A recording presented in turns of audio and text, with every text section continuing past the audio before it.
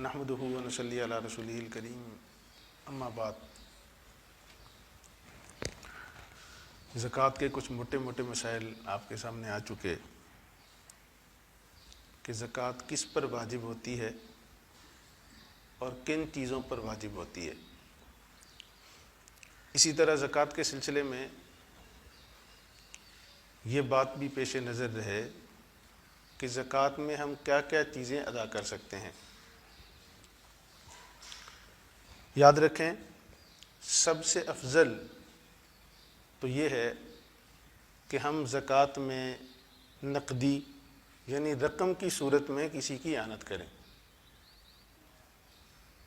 اس لیے کہ اس میں وہ جیسا چاہے اپنی ضرورت پوری کر سکتا ہے۔ آپ نقد دیں گے، اس کو کپڑے کی ضرورت ہے تو کپڑا لے لے گا، اس کو راشن کی ضرورت ہے تو راشن لے لے گا، اس کو دوا کی ضرورت ہے تو دوا لے لے گا۔ اس سے ہٹ کر دیگر چیزوں سے بھی زکوٰۃ ادا کی جا سکتی ہے۔ اگر آپ کا بزنس کپڑے کا ہے تو کپڑا دے کر بھی آپ زکوٰۃ ادا کر سکتے ہیں، اور اگر اجناس کا بزنس ہے تو اجناس دے کر بھی آپ اپنی زکوٰۃ ادا کر سکتے ہیں۔ یا بزنس کوئی اور ہے اور آپ زکوٰۃ کی مد میں کوئی راشن، کپڑا، جوتے، جو چیزیں استعمالی ہیں آپ مستحق کو لے کر دے سکتے ہیں۔ لیکن ایک بات کا خیال رکھیے، جو ہمارے معاشرے میں بڑی غلطی پائی جاتی ہے کہ زکوٰۃ میں جب ہم دوسری چیزیں دیتے ہیں، استعمالی چیزیں دیتے ہیں، تو اس میں شریعت کا حکم یہ ہے کہ جو سب سے عمدہ چیز ہے وہ آپ کو مستحق کو دینی چاہیے، گھٹیا چیز کا انتخاب نہ کریں۔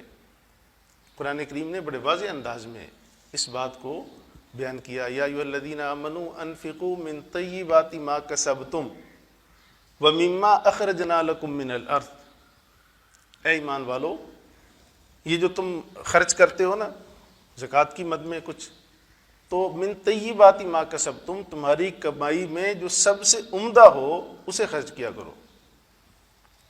اور اسی طرح جو تمہاری زمین سے ہم نکالتے ہیں اجناس، ان میں جو عمدہ چیز ہے آپ وہ مستحقین کو دیا کرو۔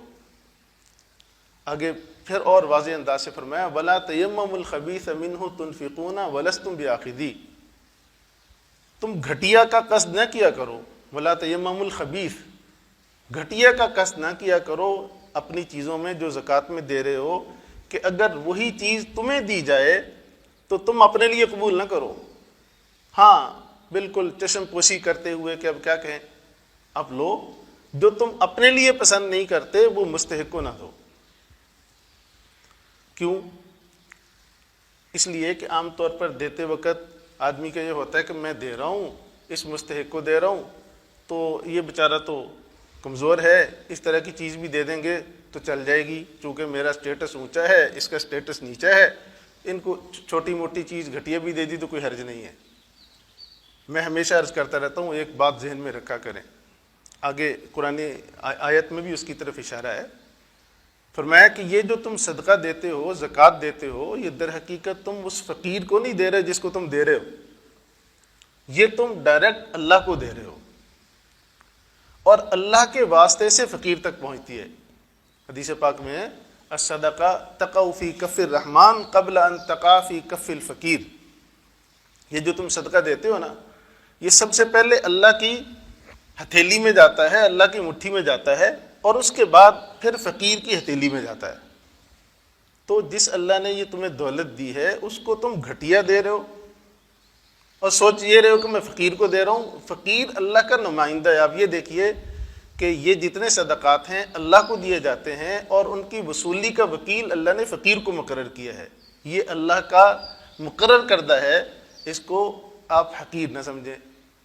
دیتے وقت چونکہ ذہن میں آ جاتا ہے کہ میں چونکہ دینے والا ہوں، تو ہمیشہ یہ بات پیش نظر ہے۔ آگے فرمایا، واللہ غنی حمید، یاد رکھو اللہ غنی ہے، اللہ کو تمہارے سرمایہ کی ضرورت نہیں ہے، وہ غنی اور بے پرواہ ہے۔ آج اگر تم اس قابل ہو کہ تم کسی کو دے رہے ہو اور کوئی لینے والا ہے، کل کو اس طرح ہو سکتا ہے کہ تم لینے والے ہو اور وہ تمہیں دینے والا ہو۔ یہ حالات تو بدلتے رہتے ہیں نا، ایک جیسے نہیں رہتے. اسی دنیا میں ہم دیکھتے ہیں اب چند سالوں میں ہی ایسے ایسے لوگ جو زکوٰۃ نکالنے والے تھے اب لینے والے ہیں، سفید پوش ہیں لیکن اب وہ بیچارے مستحق ہیں.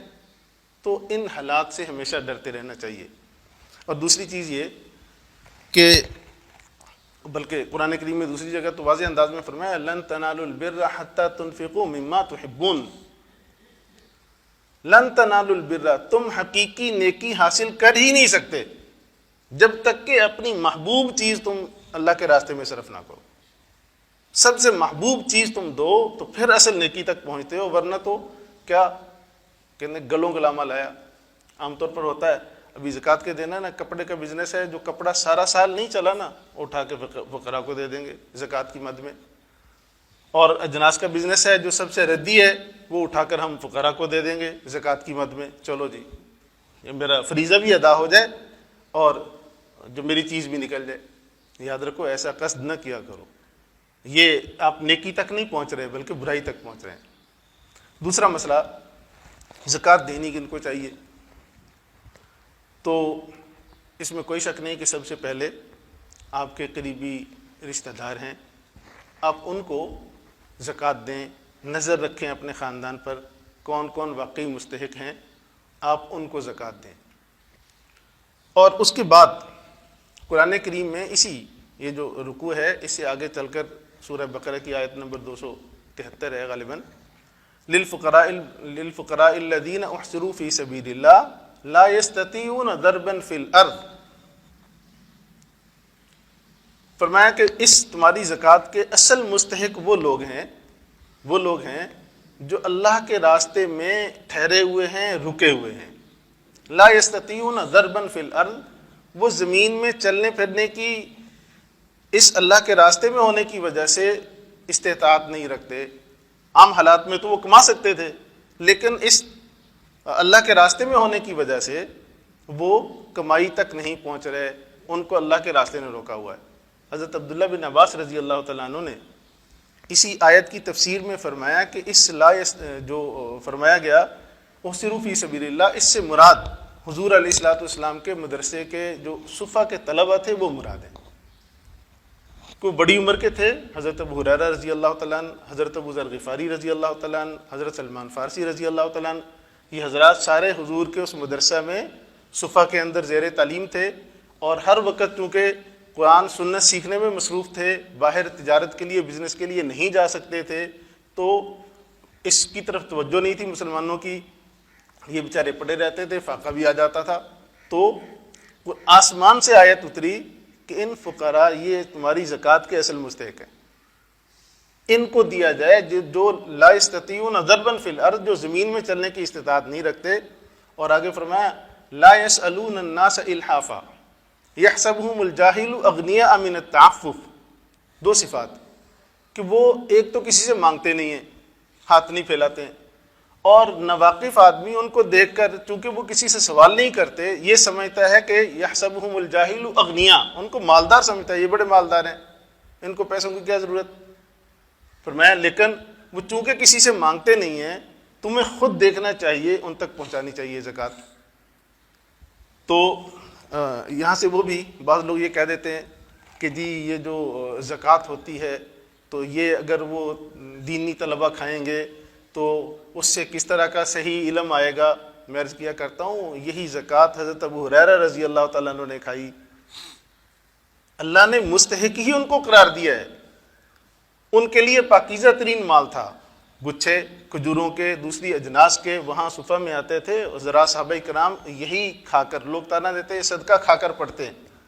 یہ ترتیب اللہ کریم نے مقرر کی اور خود مقرر کیا کہ یہ مصرف ہے، اس میں کوئی قباحت والی بات نہیں، عیب والی بات نہیں ہے. بعض لوگ یہ کہہ دیتے ہیں کہ جی اس میں تو نہیں، یہ تو بالکل ایسے ہی کسی کو دینا چاہیے.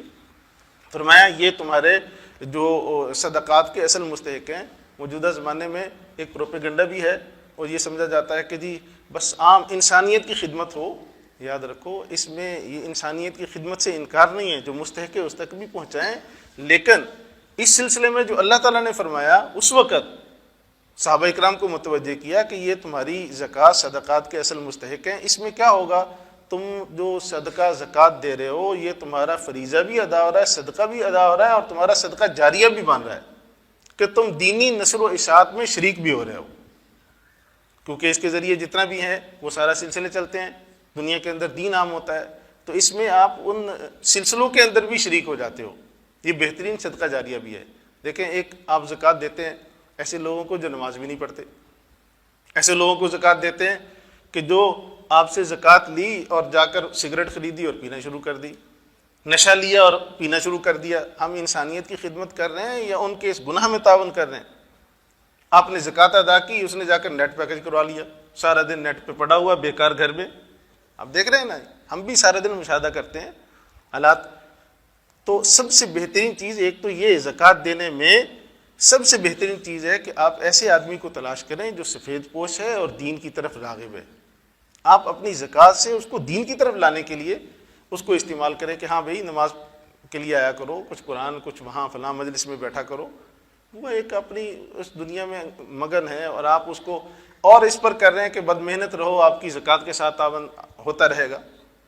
آپ تعاون اس کا کریں لیکن اس کو ساتھ اپنی زکوٰۃ کو دین کی طرف لانے کا بھی ذریعہ بنائیں، مشن ہونا چاہیے اس کے پیچھے۔ تو اس طرف عام طور پر ہماری توجہ نہیں ہے۔ تو یہ مصارف زکوٰۃ میں مستحقین سب سے پہلے اپنے قریبی رشتہ دار ہیں، اس کے بعد مستحقین ہیں، لیکن سب سے بہتر مستحق وہ ہیں جو اللہ اور اس کے رسول نے بیان کیے ہیں۔ تو یہ بھی پیش نظر ہے۔ اس زمانے میں نے عرض کر رہا تھا نا، پروپیگنڈا ہے، بس انسانیت کی خدمت ہونی چاہیے، تو دینی اداروں کو بنا دیا کہ یہاں جیسے علیہ باللہ دہشت گرد تیار ہوتے ہیں۔ ان کو تو دہشت گرد لگتے ہیں اس لیے کہ ان کے اس مشن کے پیچھے اصل رکاوٹ یہ لوگ ہیں، رکاوٹ بن رہے ہیں، ان کے لیے تو دہشت گرد ہے، لیکن خدا را مسلمان اپنے لیے ان کو دہشت گرد نہ سمجھیں، اس پروپیگنڈے میں نہ آئیں، ورنہ آئندہ نسلیں ہماری وہ حال ہوگا جو رشیا کی ریاستوں میں۔ آج اگر یہاں کچھ مل رہا ہے تو اللہ کا شکر ہے، یہ وہ لوگ ہیں جنہوں نے اپنی دنیا کو دین پر قربان کیا ہے۔ لوگ تانے کے طور پر اس کو بیان کرتے ہیں، اللہ تعالیٰ فخر کے طور پر بیان کرتے ہیں کہ یہ لوگ دینی مصروفیت کی وجہ سے دنیا نہیں کما سکتے، اگر یہ بھی دنیا کی طرف چلے جائیں تو ممکن ہے آپ سے آگے بڑھ جائیں۔ یہ قابل نفرت نہیں ہے، قابل تعریف ہے۔ دشمن کے پروپیگنڈے میں نہیں آنا چاہیے۔ اللہ کریم ہم سب کو دین کی صحیح سمجھ نصیب فرمائے۔ الحمدللہ۔